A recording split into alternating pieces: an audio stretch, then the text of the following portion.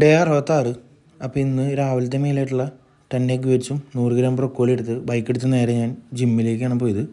ജിമ്മിൽ എത്തിയതിൻ്റെ second മൈലെടുത്തു. High carb day ആയിരുന്നു. അപ്പോൾ 120 ഗ്രാം ഓട്സ് എടുത്തതിന് ശേഷം ചെസ്റ്റ് ആയിരുന്നു വർക്കൗട്ട്. ഫ്ലാറ്റ് ഡംബിൾ പ്രസ്സും പെക്ക് ഡെക്ക് ഫ്ലൈയും ആയിരുന്നു സൂപ്പർ സെറ്റായിട്ട് ചെയ്തത്.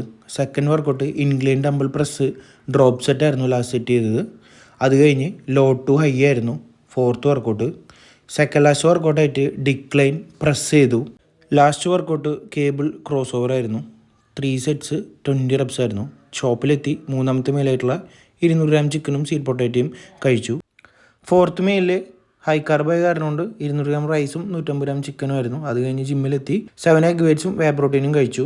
പ്രീ വർക്കൗട്ട് മെയിലായിട്ട് 150 ഗ്രാം ചിക്കനും 100 ഗ്രാം ഓട്സും കഴിച്ചതിന് ശേഷം ഇന്ന് ഷോൾഡർ ആയിരുന്നു ഈവനിങ്.